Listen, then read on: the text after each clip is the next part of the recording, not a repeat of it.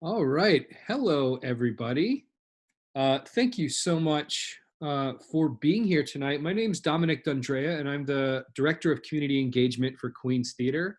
I'm so thrilled to welcome you all to our digital space. We've been spending the last 2 months trying to figure out what gathering in the age of COVID looks like. And for the last several weeks, we've been running all kinds of digital programming. Um, on Fridays at 1 p.m., we have digital story circles where anyone in the community can come and join us and share a story and listen to what others have to say. We've talked about what's sparking our joy. We've talked about what we're eating, what we're watching, what our community is up to. And next week, we'll be doing a general check-in about how we're doing. Wednesdays at 1 p.m., we're running our QT Makes series, which is designed for people who are sheltering in place to come in and learn how to make and bake food with whatever available pantry ingredients you have in your house. We have done cakes. We have done bread. We have done, next week we're going to be doing tortillas with our Director of Education, Richard Hinojosa. And then the following week, we'll be having our friend Marissa Treshelle, who is the runner-up on the Great American Baking Show, coming in to teach us how to make garbage cookies with whatever we have in our sinks and cabinets to put together. I'm so thrilled to welcome David Lawson and the storytelling event back to Queens Theatre. It was the first event that was canceled right after all of the COVID stuff started happening.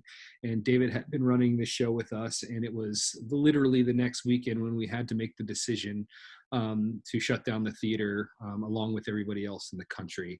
And I'm so thrilled that these really talented storytellers took times out of their lives to come here tonight and to share their work and their ideas and their stories with us here. And I'm so thrilled the Queens community and our patrons and the internet has decided to gather. So hello to you watching in our digital audience here on the Zoom, and hello to all of you watching on Facebook Live. This will also live as an archive on the Queens Theatre Facebook page after this event goes down. So without any further ado, I'd like to welcome my friend and collaborator, Mr. David Lawson, to the screen. Hey, everyone. Thanks, Hey, David. Dominic. Thank you so much. Nice All to see right. you. Good to see you too. And welcome everybody to Queen Storytellers Online. I'm your host, David Lawson.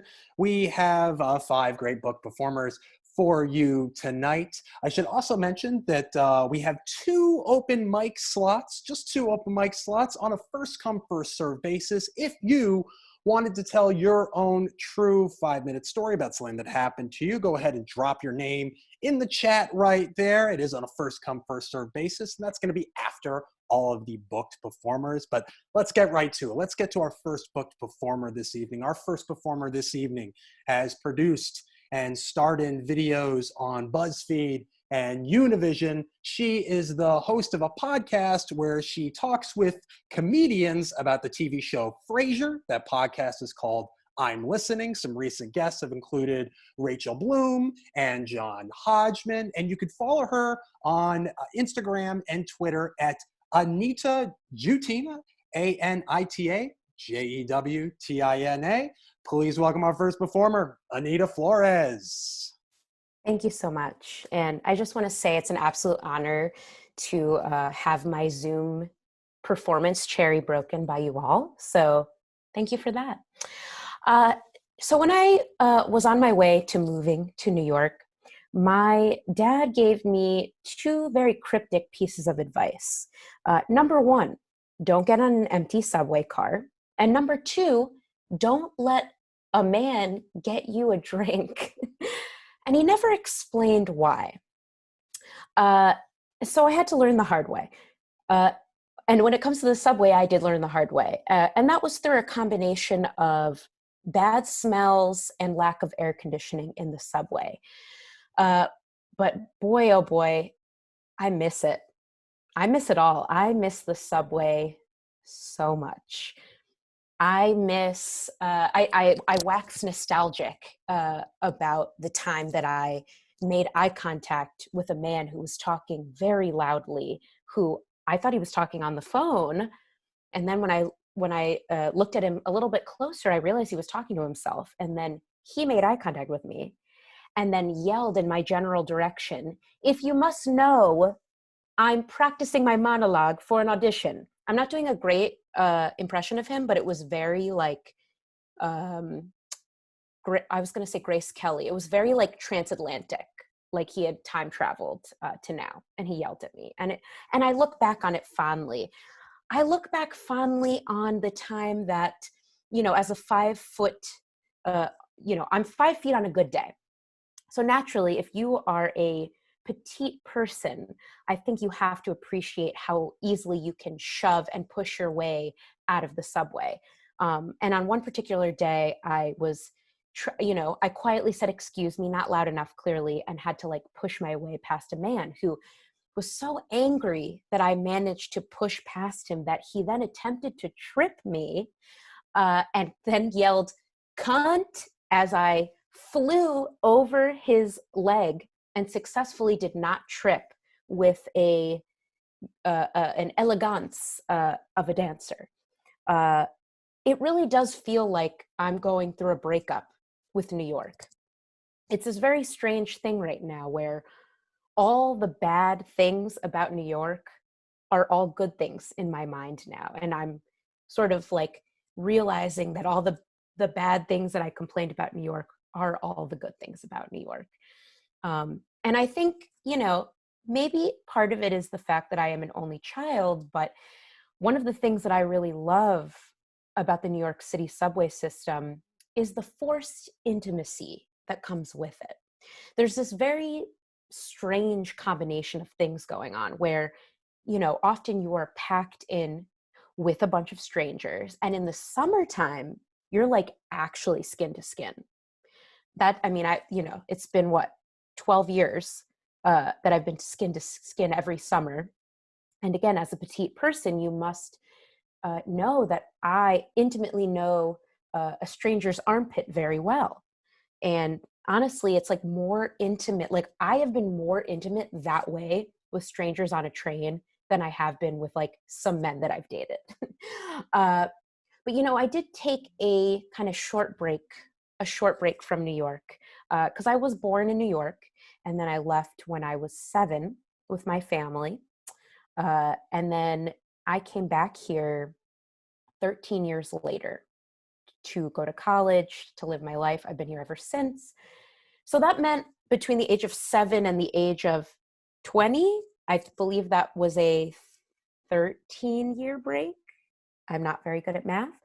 But what changed in those 13 years? Well, I can tell you right now that in those 13 years, film and television, things like movies like Made in Manhattan, a Meg Ryan and Tom, You've Got Mail, yes. Serendipity. A number of New York romantic comedies sort of warped me in terms of like what I thought romance was in New York City. So when I came back to New York at 20 years old, the thing that I was thinking about very deeply was, and I'll put it in quotation marks, love at first sight. And what's a better place? What better place to find love at first sight than the New York City subway system, Maybe an accidental touch of another person's hand when you're both reaching for the same subway pole. Keep in mind, this was before coronavirus, okay? Although, truth be told, even before coronavirus, I was still a little bit concerned about putting my bare hand on a subway pole. But I digress. So, yeah, I came back to New York with this idea that love at first sight, this was the thing that was going to happen. And wouldn't you know, fate struck. I want to take you back to a simpler time. It's August 2010. I'm on the subway. I am wearing, at the time in 2010, I am very into graphic tees that I have found at the Salvation Army.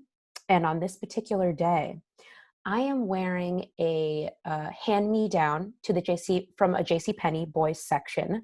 It is a Star Wars t-shirt with a picture of Yoda on it that says justice with an exclamation point.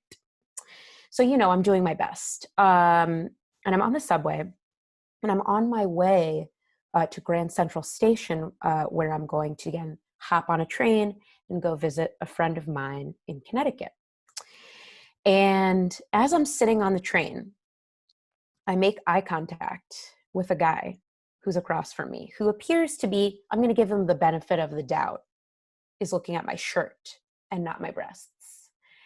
And we're looking at each other, and then he slowly starts to pull down the collar of a shirt to reveal, is that what I think it is? Yes, it is. It's a Millennium Falcon tattoo. It is the Millennium Falcon from Star Wars. It is a tattoo, and it is on his neck. Now, I'd call it strike one in general, neck tattoos. Yeah, it's a strike one. However, a really great place to start for a conversation. So we start talking to each other across from our respective seats. And some other important things to mention. He is a white man with blonde dreadlocks. That's also strike two, but again, where am I getting my ideas of romance? I'm getting them from film and TV, and they're telling me to ignore the blonde dreadlocks and the neck tattoo. So he tells me that he is also getting off at Grand Central Station. He is a recent transplant from Bard College. And you know what? That explains the dreads. He has the look of a guy who would take any piece of fruit and turn it into a bong. That's like his vibe. So we get off the train at Grand Central. And at this time in 2010, my self-esteem is not high enough where I'm in a place where I'm going to ask this guy for his phone number. And I guess his self-esteem is also in the same place because he's not asking me. So I do the next best thing, and I casually ask him, do you have Facebook? I'm going to remind you of the time again. It's 2010. It's before Facebook has been actively involved in hacking an election, a presidential election. And he is a fresh out of college person, so naturally he does have Facebook. So I ask him, okay, what's your name? Now, for the life of me, I could not tell you his name right now, but I can tell you that his last name was Greek and it was long, something along the lines of Stephanopoulos. And he's got a piece of paper for me to write it down, but he doesn't have a pen. So I reach into my overnight duffel bag, attempting to find a pen. But instead, I am greeted with I'll call it a slice of pain across my finger. And then I think to myself, oh my God, there is a loose Venus razor blade floating in my duffel bag. What is wrong with me? And let's just remind me and you that not only was I wearing a Star Wars t-shirt from the Salvation Army from the boys section of JCPenney, I'm also wearing sweatpants. So it seems very upsetting to me in that time period that I thought, I'm going to bring, despite the fact that I don't care about my public appearance, I have brought a razor with me for some reason. But apparently the reason was it was to slice my finger open while I was trying to court a man. So I yank my finger out of the duffel bag, and there's a little bit of blood splatter. And naturally, it does startle my gentleman friend, and he gasps. And I would too, that's just a natural thing, right? I find it, I would be more concerned if a person did not gasp once they suddenly saw a bunch of blood come up. And he says, your finger's bleeding. And I say, I know. I sliced my finger on my Venus razor blade. It was just a shave, not to kill myself with. And that's when I discovered my comedic timing. And after that really fantastic, charming line, I'm greeted with a silence from myself and from him. And I can only bear that silence for just a little bit, especially because I have a train to catch in about 15 minutes. So after I can no longer bear the silence between myself and him, I turn to him and I say, all right, well, it was nice to meet you. Bye. And run off like the manic pixie dream girl I never wanted to be. And he's gone. So now my main goal is to make this train to Connecticut. But have you ever, I don't know, if you're watching, listener and viewer, I have a feeling you have cut your finger at some point. Maybe it was with a knife, maybe it was with a razor blade, maybe it was with a manila folder. But man, there are some veins or something going on in the fingers because they really spurt blood. And I was really spurting some blood. Like it was starting to drip down my arm. So I thought to myself, all right, I need to take care of this. So I got in line with people that were getting tickets. And I was feeling very angry because I'm in another, what I would consider to be a romantic place of film and television in New York. And that's Grand Central, Grand Central Station. But, where is my Ryan Gosling to catch me as I am fainting? Where is my Marc Ruffalo to clean up my blood, I should have a bag of groceries filled with oranges that topples over. And then Marc Ruffalo has to help me pick up the oranges and then our hands touch. And I am losing blood. I am losing blood. That's what I'm realizing. So finally, it's my turn at the ticket counter.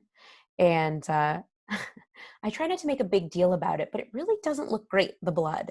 So I asked the person at the ticket counter, can I, do you have like a paper towel? And she was like, what for? Very suspiciously. And then I pull up my finger, which spurts some more blood, which catches the attention of some of the people behind me in line.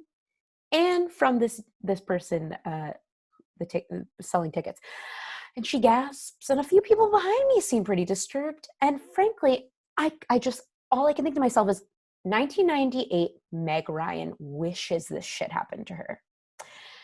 And the ticket lady is like, do you need medical attention? And I say, I swear, I really, please, I just need a paper towel because I have to catch this train. So she gets me a paper towel. And I run to catch my train, and it's a packed train, and the only available seat is between two people who are both wearing wedding rings, a man and a woman. And I have to think to myself, I'm fairly certain these two people are married because they're talking to each other, but they're not sitting next to each other. Ooh, fun. So I squeeze in between the two of them, and I pull out my journal. Yes, in 2010, I did travel around with a journal, and I maniacally, quietly laugh to myself and write about what has just happened to me. And with that, I want to just close with a hopeful poem. Let's call it that.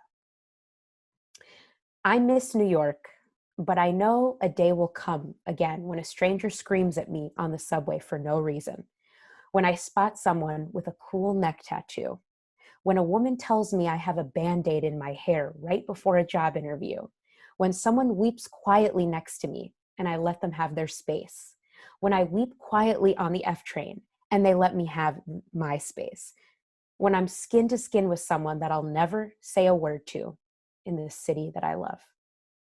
Thank you. Anita Flores, thank you so much. Oh, goodness, that was fantastic.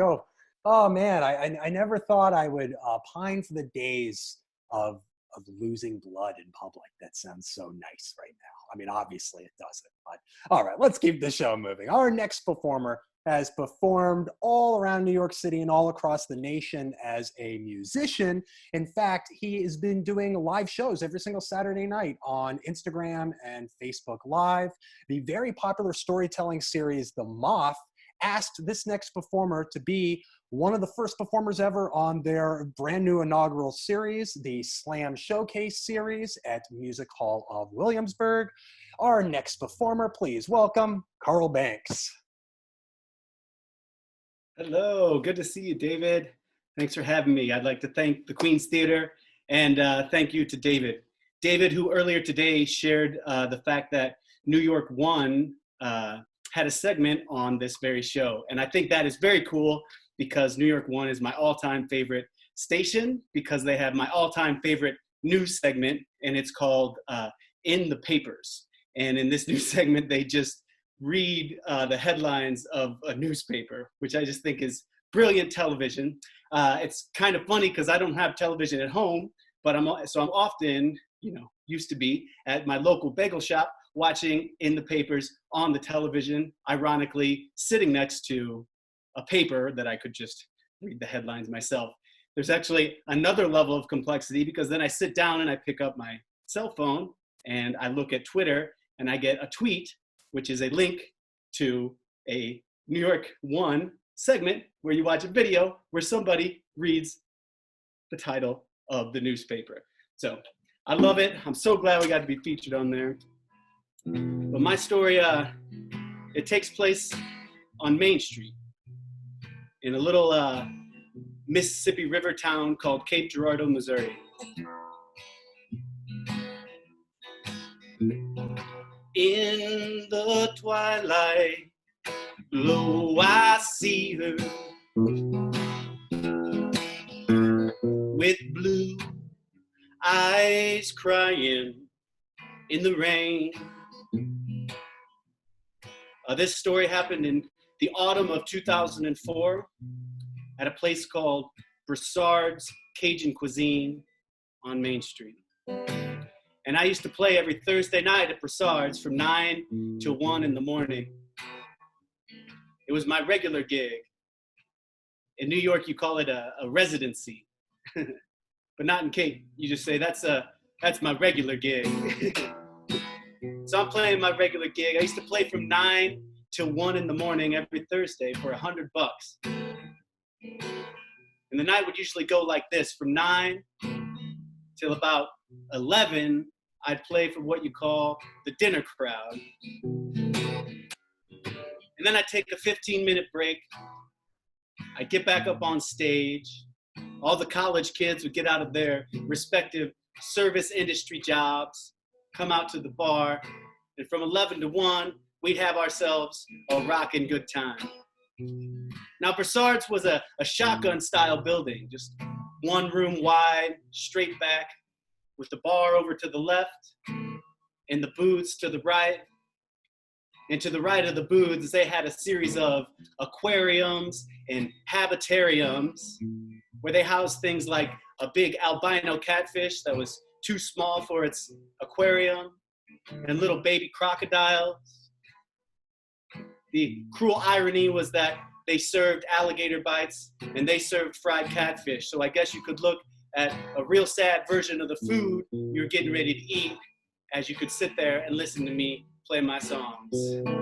But on this particular night, I got to tell you the story about the dinner crowd was, shall we say, non-existent. I mean, there's nobody in the bar.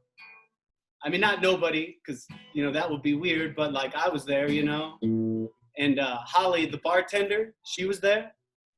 And there was this guy, Daryl, and Daryl got free beer for cleaning out the grease traps. And so Daryl's there too. So I'm sitting and I'm singing for Daryl.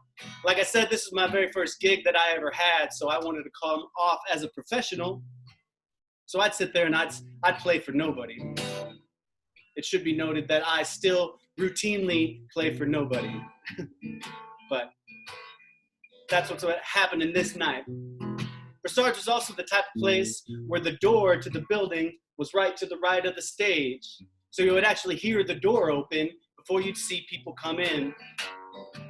So I'm sitting there and I'm playing for Daryl, and I hear the door open, and I'm pretty excited because I know we're about to increase the capacity of the bar by about 200% with these people. So I'm sitting there and I'm playing, I hear the door, I feel the rush of cold air, and in the door walks, and I swear to God this is true, walks country music legend Willie Nelson and daytime television star and friend of Oprah, Dr. Phil. And I mean, I'm talking, it's Willie Nelson with the braids and the bandana tied around his head. Dr. Phil with his wispy mustache and his cheap suit.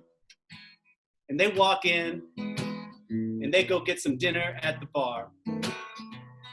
Now, friends, I was pretty much floored at this point, but I wanted to come off as a professional, so I just kept playing like this sort of thing happens all the time. But I did get my sense of grandeur as I sat there and I watched old Willie eat his dinner. Eventually, my curiosity got the best of me, and I thought I gotta go say something to him, you know? And I should tell you that Willie was playing the next night in town, so it wasn't that odd that he might be coming into Broussard's at that particular time, because we was the only live music happening in Cape Girardeau on that particular evening. So I put down my guitar and I walked over to the bar.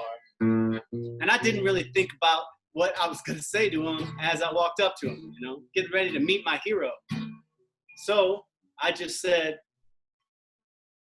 Willie? And he turned around real slow and he said, almost.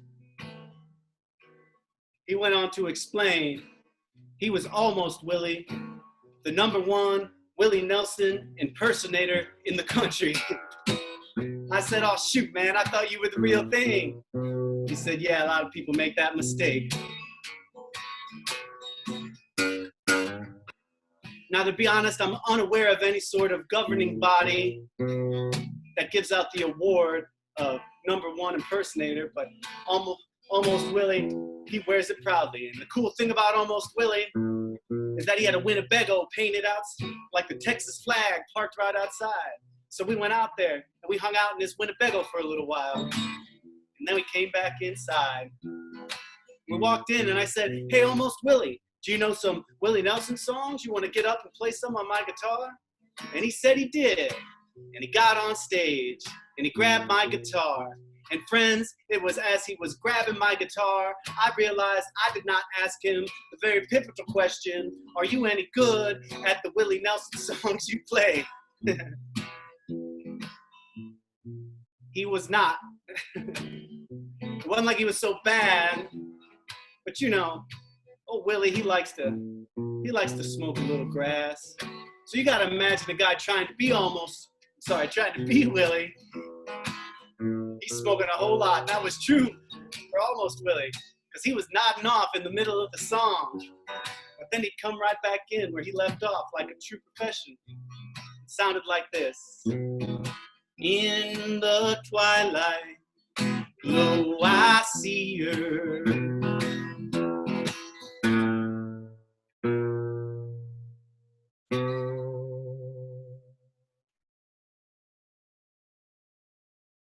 With blue eyes crying in the rain. Friends, he played this song for 45 minutes. And then I had to get up and relieve Almost Willie of his duties. So I got on stage and I grabbed my guitar back. And he went on his merry way. And I think about this night all the time. And I'm serious when I say that I really look up to Almost Willie. It's weird. You know, it's weird to want to be somebody else, but I guess if we think about it, I guess we all kind of want to be somebody else. Shoot, I'd be Willie if I could. But I tell this all the time, and I can't help but wonder, who the heck was that Dr. Phil guy? What was his story? Like, he woke up that morning knowing he looked like Dr. Phil. And he met a guy looking just like Willie, and they thought, we should probably go out drinking. And they did. And I'm glad they met me that night. Here's to them. Someday when we meet up yonder, we'll stroll hand in hand again. And through the ages, I will wander.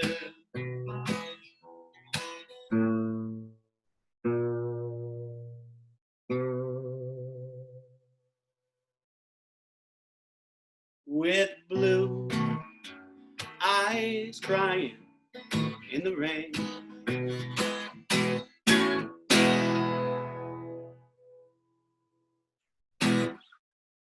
Thank you. Carl Banks. All right. Thank you so much, Carl. Ah, goodness. You know, I actually, when I was talking this week, Carl was telling me he wanted to do that story because on Wednesday was the real Willie Nelson's 87th birthday, which is interesting because I think that means it's like the 27th anniversary of Willie Nelson looking 60 years old. I have tried to be a little more outgoing at work lately. I usually keep to myself. A lot of the coworkers I have no clue that after work I'm usually doing shows like this show right here. And a good way to break the ice at work has been talking about sports. It's low stakes. It's a good way to get to know somebody. And it doesn't lead to any issues like the one topic that I never talk about at work, politics. I have this coworker named Dave, and he's a big ice hockey fan. He's a huge fan of the local team, the New York Rangers. I myself am a big ice hockey fan, but I'm a fan of my hometown team, my beloved Washington Capitals. And even though we root for rival teams, we really kind of hit it off over this. And a few months ago, Dave asked me if I wanted to go see the Capitals play the Rangers at Madison Square Garden. He said, I got the tickets if you get dinner. And I said, great. And we went. It was on March 5th, not too long ago that we went. And let me tell you about Dave. A really nice guy, but kind of a strange communicator. A lot of the times at work, I can't tell if Dave is genuinely upset about something or if Dave is just laughing something off. And Dave is the kind of guy to make really corny jokes at work. For example, on any day when I'm standing around a little idle, slow day at work, he'll come up to me and hit me with that old workplace chestnut, working hard or hardly working. That's Dave. I was going to be hanging out with Dave for the first time outside of work, going to this hockey game, and we meet up and we're walking to the Garden, and Dave begins just like ranting almost about how he used to work at the Garden, doesn't work there anymore, and he wishes that he still worked there. And it's kind of manic and hard to follow. And somewhere in there, he mentions his woman boss, his words, and how he wasn't fired, he quit, but he was afraid that that woman who was later fired would make a false allegation of misconduct against him, or at least that's what I think Dave is saying. It's really hard to follow.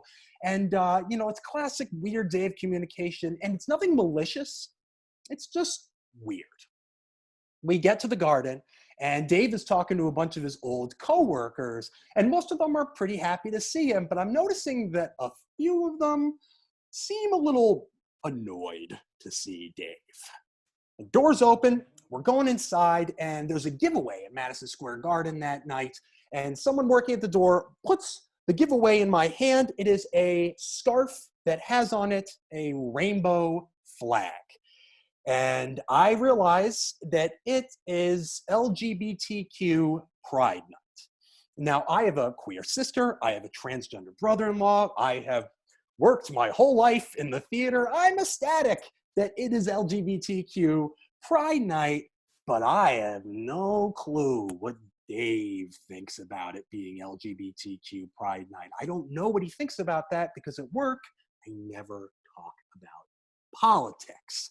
And I'm entering, and immediately, like, my heart sinks into my gut as I'm thinking, oh goodness, I hope that Dave isn't one of these people who sees online LGBTQ Pride Night and feels the need to comment, when's straight Pride Night? So we get inside. Dave's introducing me to some old coworkers of his. One of these old coworkers says, hey Dave, you get your gay scarf? And Dave just laughs at it. Again, it's nothing malicious. It's just a little weird. And then later, Dave introduces me to another former coworker of his, and he gives him like a really, really big hug. And Dave pulls away from the hug and he says, I gave you an extra tight hug because of what night it is. And again, nothing malicious, just weird, just Dave's corny sense of humor. So we're seated, and the game's about to begin, and it's the national anthem, and immediately we have a little bit of a political split between Dave and myself. They announce that the flag from the national anthem will be presented by the New York Police Department, and Dave sitting to my right is like, yeah! Much more excited than I am about the NYPD. they announced that the anthem will be sung by the New York City Gay Men's Choir. And I'm like, yeah, much more excited than Dave is about seeing the Gay Men's Choir. And throughout the night, it's a great game. Our teams are going back and forth. We're sharing humor. We're getting to know each other. Again, Dave is a really nice guy. But throughout the night, they keep having these tributes to LGBTQ Pride Night. And I'm sitting there and I'm thinking, like, Dave's not saying anything. He's not indicating how he feels about any of this. But I'll tell you, I'm tearing up. I'm kind of holding back tears and doing some heavy swallows because they're really moving tributes. And I'm sitting here, I'm like, wow, we're here at the Garden with 20,000 people talk about LGBTQ pride. This is beautiful. This might not even happen like 5, 10, 15 years ago. And it's the middle of the third period. And there's a break in the play. It's towards the end of the game, for those who know hockey. And they have another tribute, the LGBTQ Pride Night. And as they're doing this, the person in the public address says the phrase, hockey is for everyone. And then I get a little glimpse into what Dave is thinking about this night, because he replies to hearing hockey is for everyone by saying, yeah, that's right, it is. Hockey is for everyone. And immediately I'm like, ooh, oh, just this tension and pressure I had the whole night kind of gives away. And it's an amazing game. The Capitals tie it up in the last minute of regulation, and then the Rangers score in overtime. They win 6-5, and Dave's giving me a hard time as we're walking out of there, and we're filing out of there and among the crowd, and we give each other a good hug, and we both say, oh, this was so much fun. You know, let's do this again sometime, hopefully soon. And I go to the subway, and as I'm riding home, I'm thinking about all that tension I had that night. And I'm thinking, you know, I wonder what Dave was thinking, but it seems like, you know, he was pretty all for this night. And as I was riding that subway home, I thought of a 3-word phrase, folks, that has served me so well over the years. And that 3-word phrase is, people are people. Thanks so much, everyone. All right, let's keep this show running. Actually, before I do, I just want to say that we have one person in the open mic. If you feel up to the courage, you want to drop your name in that chat, you can get 5 minutes at the end of these book performers to tell your own true 5-minute story. That's something that happened to you. But let's go on to our next book performer. She is a Webby-nominated artist as a producer of the podcast Other Men Need Help. She works as an audio producer at Marvel, yes, that Marvel, and she is the head of the New York City chapter of the Podcast Brunch Club at podcastbrunchclub.com. Please welcome Rebeccca Seidel. Hey everyone, thanks David. It's great to be here. Thanks so much for doing this. This is really awesome to be here with all of you.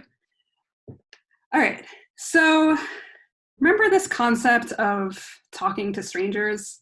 It was a thing like 2 or 3 months ago where you can just walk into somebody on the street, have a conversation. I think Anita put it so beautifully in her poem earlier, just about, you know, these chance encounters that you have with people, right? Spontaneous moments where maybe you see somebody else doing something ridiculous across the street or on the subway, and then you make eye contact with another person and you bond. Or you just happen across somebody at a bar or at a restaurant, and you have a conversation. And you just don't know where things will go or what's gonna happen. Those spontaneous moments, you know, I never thought they would be something I miss living in New York my whole life. But I'm really missing them right now. A friend just texted me, I miss New York, and I said, I miss New York too, even though I am literally sitting in my apartment in Queens right now. And these days, all of our interactions feel really deliberate with people, with strangers in real life. There are these, you know, 5-10 second interactions at the grocery store where somebody's bagging your groceries and there's this like, hang in there, you know, like, hope you're doing okay, hope your family is doing okay. Just skirting around people. And in some ways, you know, it does feel like we're connecting more. I mean, I feel like that's something that everybody's saying is we're all, you know, even though we're mostly doing stuff on screens like this, We're still getting a chance to connect, meet new people, learn new things. And I guess to an extent, that's true, right? But it's those long conversations with strangers in real life where something ridiculous might happen, or an unexpected friendship or relationship will, flourish. So those things are what I miss. But, I only miss some of those interactions because sometimes things can go a different way. I want to take you back to last spring, about a year ago. It was a late afternoon, early evening, and I'm walking down the street in Manhattan, near St. Mark's, near like Cooper Union. For those who are familiar with New York City geography, I feel like I should put you in this moment. So I'm walking down the street and I'm on my way to meet some friends, but I'm doing something that I do a lot when I'm walking around the street, which is just walking by myself, really just like feeling things, just like really being moody, being contemplative, just like really lost in my own thoughts. I was at this moment where I was about to switch jobs and I was thinking about what that would mean for me. I had done another thing that I love doing when I'm alone in Manhattan, which is I had stopped by the Strand and I had picked up a book for myself. I had picked up the book, The Artist's Way. For those who aren't familiar, it's a sort of guidebook for living life creatively and kind of experiencing life fully day to day. So I'm walking down the street, holding my new Artist's Way book in my hand, just kind of in my own thoughts, when I hear the sound of wheels coming towards me. And I'm not talking about a car or a bicycle. I'm talking about a skateboard. This guy is rolling up to me on a skateboard. We're gonna call him Skater Boy. He is this guy about my age, and immediately just rolls up and just ever so smoothly slows down and stops right next to me and strikes up a conversation. And, it was pretty smooth. He just starts talking right away. He comments on my book selection. He said he had read The Artist's Way and loved it. I was like, all right, that's like a 50-50, whether that's true or not. So he commented on my book choice. And then, it kind of, I don't know how this happened, but suddenly he was telling me about his skateboard. He just like very naturally transitioned into being like, yeah, I ride this all around with my friends, been skateboarding around the city since I was a kid. And from there, it turned into, hey, like, do you want to try riding my skateboard? And at this point, I'm doing what I tend to do in these situations, which is just kind of like nod and go along with it. Like, I don't love random dudes approaching me on the street, obviously. But this guy seemed fairly harmless. And he really just seemed to want to talk about his skateboard. And it was honestly, like, I'm open to just random conversations like I was talking about. And I was just going along saying, yeah, it's a cool skateboard, dude. But at the point where he offered to teach me to ride the skateboard, that's when I was like, yeah, no, I'm not going to do that. I'm like on the spectrum of like klutzy to like coordinated, definitely more on this end of things. And I just knew it would not end well if I got on the skateboard. Also, like the idea of this guy teaching me how to skateboard, like, just didn't love it. So I very politely declined. And he was like, no, it'll be fun. Like, you should try. And I was like, nope, not going to happen. And so eventually it devolved into just your normal small talk on the street. And he like threw in a few more things about his skateboard. This dude was like really into his skateboard. But eventually the conversation kind of hit a natural decline, at which point he did what I expected him to do, which was ask me for my number. And so again, at this point, I do what I tend to do in these situations, which is do a quick calculation in my head and figure it's easier for me to give this guy my number than to not. And then if I don't want to talk to him, I can just not text back or block him if it comes to that. But again, this guy seemed harmless enough. He seemed like a nice enough guy. And so I gave him my number thinking probably will never see him again, but might as well just like end this interaction cleanly. So I gave him my number. We exchanged numbers, and he rolls off into the sunset. Fast forward a few days, we are still texting back and forth a little bit, just very basic small talk stuff. It seems like he's trying to build up to ask me out on a date, at which point I will politely decline or just not answer depending on how I'm feeling. But, you know, pretty short conversations here and there. And then a few days later, I am on a run, something I do a lot, and I see I get a text from him that just says, hey. And so I figure I'll answer this later, whatever, keep going on my run. A few seconds after that, I see that I'm getting a phone call from this guy. And at this point, I'm thinking this is getting kind of weird. Like, we're definitely not this is definitely not a phone call situation, text situation at best. So also I'm on a run, so I don't pick up. I just keep running. I finish my run, I get home, and I look at my phone, and I see that I have a voicemail.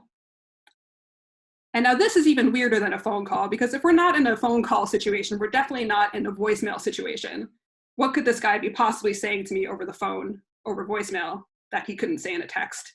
This is very, very strange. And I look at the voicemail, and I see that the voicemail is about 2 minutes and 30 seconds long. And now red flags are kind of popping up all over the place. I'm like, is this guy professing his love for me? Is he like doing this elaborate, asking me on a date situation? I just don't know what to expect at all.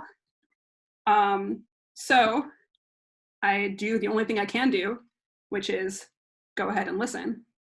And because I am an audio person, and because, of course, I still have the voicemail right now, which I'm going to play part of for you. I'm not going to play the whole thing, but I'm going to play you the very beginning and kind of tell you, in case you can't quite hear it, what exactly is going on. So let me just play you the very beginning of this.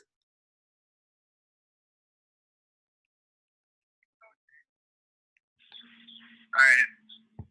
This seems like a very flat surface. So he just said, this seems like a very flat surface. Have you ever ridden like a skateboard or anything? A longboard. This is so you know how to use it. It's so easy now. I'm kind of feeling like it might fall. Not gonna fall. I don't know how much I want to do this. All right, I'll hold on to you. All right, I'm just going to pause it there in case you didn't quite catch that. You hear suddenly a woman's voice saying, I don't know, I think I'm going to fall. And he's like, no, it's fine. I'm going to catch you. And so I keep listening to this voicemail, which I will remind you is about 2 minutes long. And I slowly realize that I'm hearing him teach this woman, this other woman, who he clearly had just met, how to ride a skateboard. And so as it goes on, this saga just continues, and she's very nervous. He's trying to guide her through it. He's telling her about how long he's been skateboarding in New York City, how it's his favorite thing to do. He's really walking her through it. And so by this point, my jaw has just fully dropped. And it falls to the floor in the very last few seconds, which I will also play for you right now. I'm going to scrub to the very end. Whoop. It was fun. Well, maybe next time. Maybe next time. Anyway, it was a pleasure. What's your number? So if you didn't catch that, the very end is him saying, this was fun. Maybe next time, what's your number? And then you kind of hear her going, and then it cuts off. Because presumably, he pulled out his phone, realized he had butt dialed me, and quickly hung up. So I never spoke to this guy again, but I have so many questions for him. Like, how often does he do this? How many women does he stop on the street rolling up to them on a skateboard to try to teach them how to skateboard and then ask for their numbers? Also, what's his success rate? How many people actually get on the skateboard? And then how many people actually give him their number? Does this actually result in dates? Also, like, how did he decide that this was his like go-to thing, right? And so all these questions that I'm obviously never going to get answered, but I'm so happy that I have this relic just to hold on to forever because it is pure gold. And yeah, like, I don't know. I don't fault him for doing this? Like, I've thought about this, like, on the surface, right? It seems pretty sleazy. The guy has the same exact move he does clearly with everyone to try to pick up women. And that's not great. But at the same time, like, don't we all have some kind of go-to move that we have, whether it's to flirt with people or to impress them? Don't we all have something that we turn to say, look at me, like, I'm cool. I can teach you something. I could be a person that you want in your life.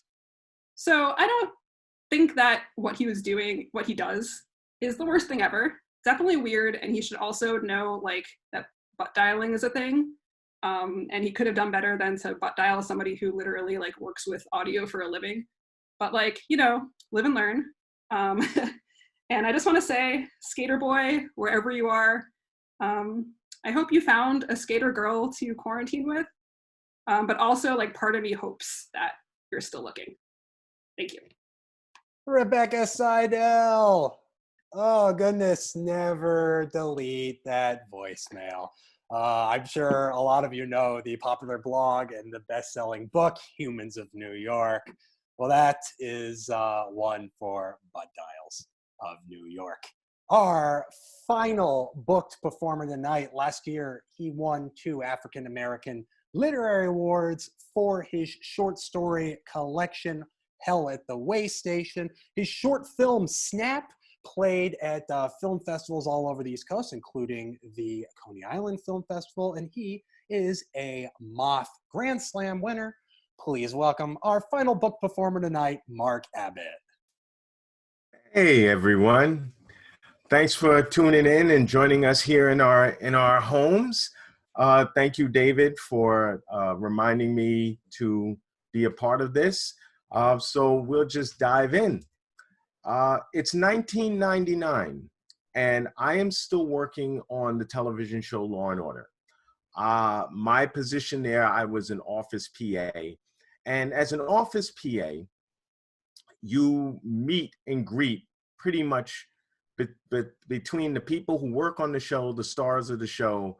You also get to meet a lot of the extras and the what's the word I'm looking for? The guests. On this particular day, we are coming into the season of Lent. And this particular year, I had decided I was giving up chocolate for Lent. And hadn't touched it, was doing well. And on this particular day, one of our directors called and said, I'm coming by the studio. I've got a friend of mine. Do you mind if I bring him? And I'm like, no, you know, it's not a problem. The crew is actually not on set today. They're out on location, but, you know, you're always welcome to stop by. Now, where my desk was, my back is to the door. So I don't see the people coming in. I usually hear them before I see them. So about maybe 45 minutes after this call, the director walks in and he goes, hey, everybody. Just wanted to stop by and introduce you guys to my friend. He wanted to see the stages. And I turn around and it's Jerry Seinfeld. Now, this is approximately going on close to a year after Seinfeld has ended. And he was the last person I thought I was going to see. So the first thing I do when I see him is I just, and he looks at me and he goes, come on, you meet famous people all the time. They're in and out of here. And I'm like, yeah, but it's Jerry Seinfeld, you know, the star of one of the best comedies on television. And they come into the office and he takes a seat on a recliner that's right across from my desk. And while the director's mulling around the office talking to other people, I turned to him and I said, hey, so how's it going? Very genuinely, like, you know, how are things, life going since the show ended? Are you doing good? And we have a very casual conversation, nothing about Hollywood, nothing about entertainment. But Jerry is eating a bag of Raisinets while he's talking to me. And we're having this back and forth. And finally, the director says, hey, I'm going to take him back to the stages. And Jerry says, well, it was nice meeting everybody. Raisinette? Now I look at this bag and two things go through my head. One, I don't want to take these Raisinets from him because it would seem like I was being greedy. For some reason, there was a part of me that felt if I take Raisinets from Jerry Seinfeld, this isn't going to look good on my part. The second problem was, but how do you get out of that? How do you say to Jerry Seinfeld, no, I don't want your Raisinets, without it sounding like awful? So I say to him, I said, thanks, but I'm going to pass. And he looks at me, what, you don't like Raisinets? And I said, no, I do like Raisinets. I just can't have them. What, you can't have Raisinets? I was like, no. And he goes, is there a particular reason why? And I said, yes, it's Lent. And he looks at me and he goes, you gave up Raisinets for Lent? And I said, no, I gave up chocolate for Lent. And he goes, because the Raisinets are, I said, exactly. He said, but you do like Raisinets. I said, I love Raisinets. I just can't have those Raisinets because, well, I'm in the middle of Lent. Because you gave up chocolate for Raisinets. Exactly. Not the Raisinets. No.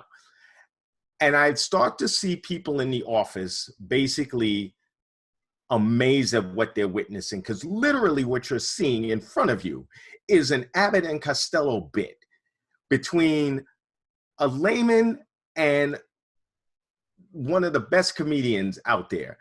And we literally, for maybe a minute, go back and forth over these Raisinets. So finally he says, okay, well, I can respect that. And he throws the bag of Raisinets into the garbage that's next to my desk.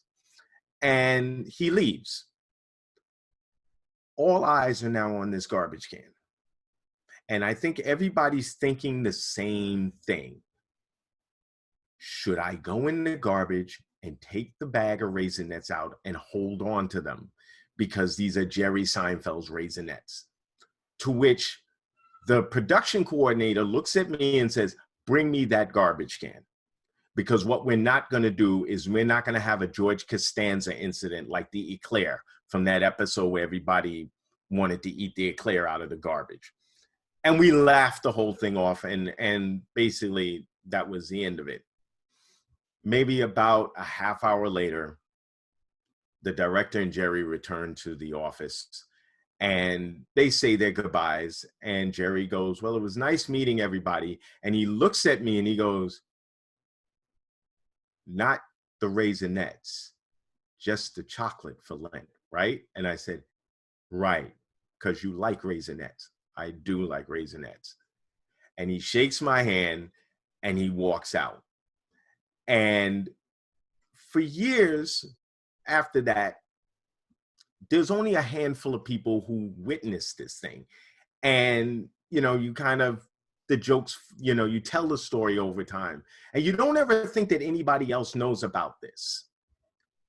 That was until an episode of Law and Order Criminal Intent, which one night I just so happened to be watching the show. And at the teaser of this one particular episode, two cops are walking in to a restaurant. And the one cop turns around and says to the other one, can you believe it? He gave up chocolate for Lent. I was speechless. It's still a hysterical thing to think about. And it's still hysterical to know that someone in that building or in that office or in that room heard that conversation and threw it in. But I think the most amazing thing to me to this day about this is the simple fact that being that my last name is Abbott, I literally had a real life Abbott and Costello moment with a comedian. Thank you. Thank you, Marc. Abbott. All right. They say every actor in New York's been on Law and Order. Well, to inspire a joke on Law and Order about the same. Also, Law and Order Criminal Intent, famously starring Vincent D'Onofrio, who is a board member of Queens Theatre, who is hosting this whole thing tonight. So, city, 8 million people, but it's all related. All right, folks, so let's go to our open micer. It's actually the only person we have in the open mic tonight, so this could be our final performer tonight. I happen to know her. She performed on the show Queen's Storytellers back in September at the Queen's Theatre, and she recently actually did a show on Instagram Live called Once, about stories from going to concerts and going to plays, basically back when we were doing this all in the same room. So, folks, your next performer, Tracey Starin. Thanks, David. Thank you for having me. Marc, that story was fantastic. I loved it. Thank you. So one of the big advantages of growing up in Queens was pretty much everything we needed was right in our neighborhood, and we could get to it on foot. And anything else we needed throughout the whole city, we could get to by public transportation. The flip side of that coin was that when everybody started to get their driver's licenses in high school, nobody's parents felt compelled to get them a car. So if you had somewhere to go, you better get yourself on a bus. So if anyone could ever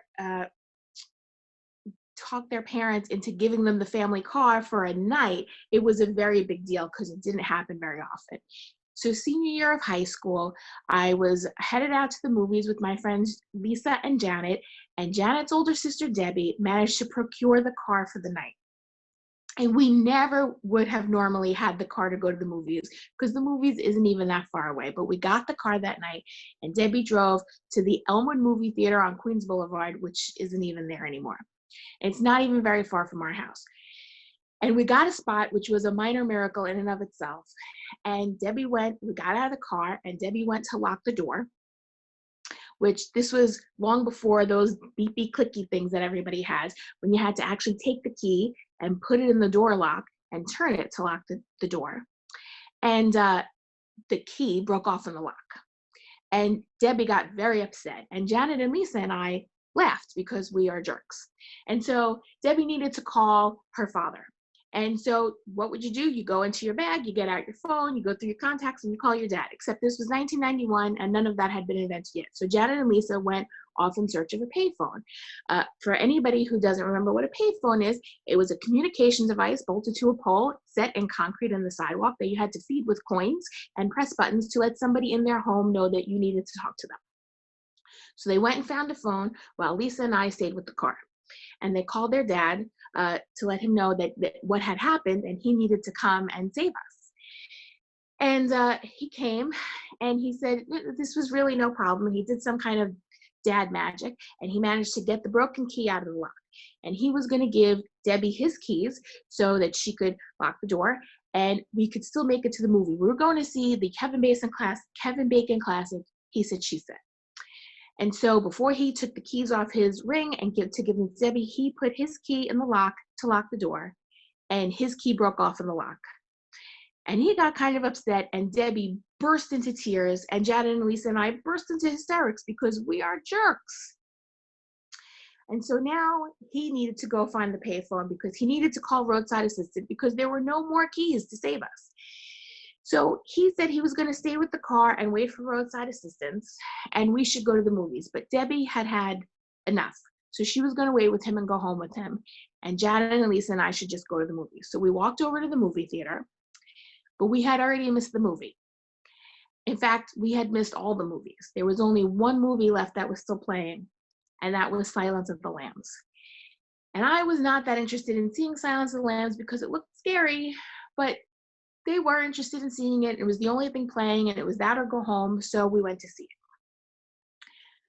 I've never hated a movie more in my entire life. It was brutal. It was awful. There's never been a movie that I wanted to take a shower after, but there it was. We saw it, and I hated it. And we took the bus home because that was the only way to get home, and we were home in 10 minutes because that's probably what we should have done in the first place, was take the bus.